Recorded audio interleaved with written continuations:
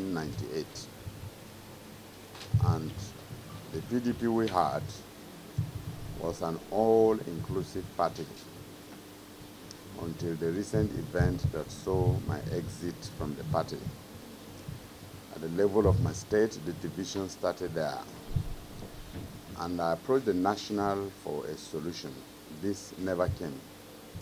And as you have heard me say, I need to breathe properly. An environment where I'm being suffocated. And it's not hard anywhere in the world where a sitting senator will not partake in the processes leading to the leadership of his party, even at the world level. This is never hard anywhere. I have been participating in the processes of leadership emergence in the party, even as an ordinary member of the party. I continued in that wise as a commissioner and as a member of the State Assembly, as a House of Representative member, and up to the Senate, until the circumstances leading to the last process. So nobody would like to operate in such an environment wherein you are isolated. And my followers are pitched against the followers of the leadership of the party. Basically, this is what informed my exit from the PDP. The PDP has a government in my state. But I can tell you for free that the presence of my input, which is as a result of the cooperation I receive from the APC government, has made presence of infrastructure in my place more glaring than anything that the PDP government at the state has done to my senatorial district. And that is why I was encouraged to join the APC by my constituents. They reminded that this is done with full support of my constituents. Check your language at the slightest provocation. That is malproposing.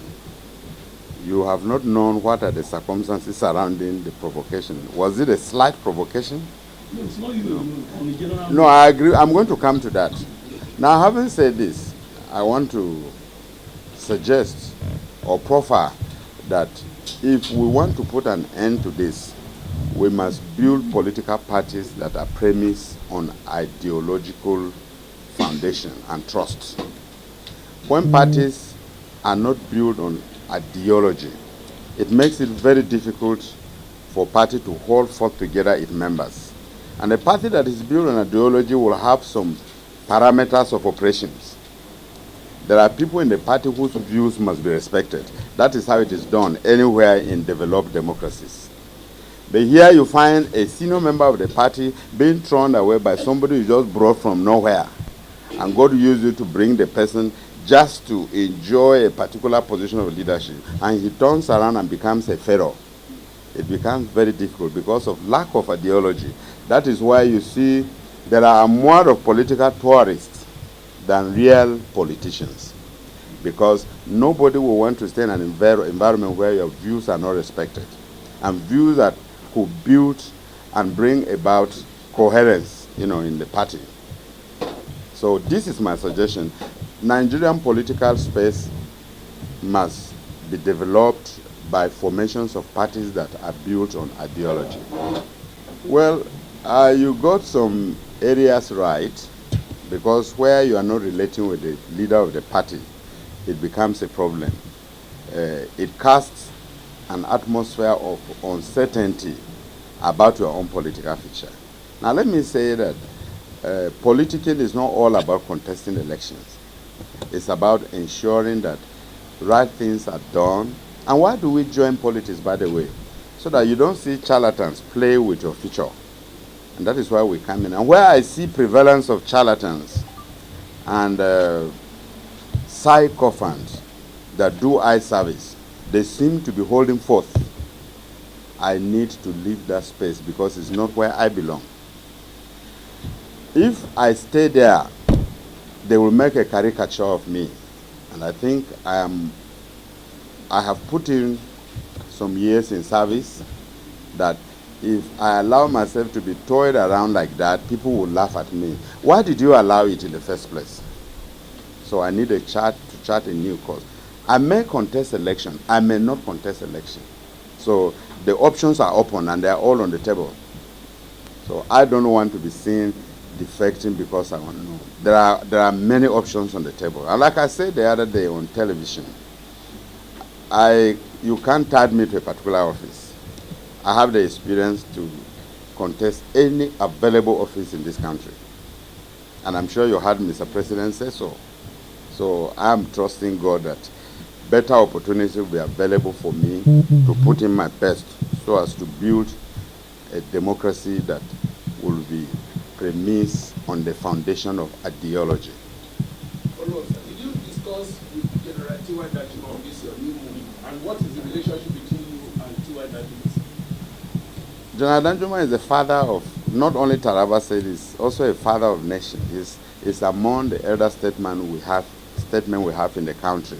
It's not possible for me to take this kind of decision without informing. That would mean I would have been behaving rudely to him. I have to consult. If you take it, you must consult your father. And as a father, I consulted with him. And he's somebody who allows you freedom. He is not a politician, but he allows you free latitude to operate, provided you are not going to cross the red line. And what is the red line? Doing that which will harm the interests of the people. Now, let me give you one reason that stands out unique.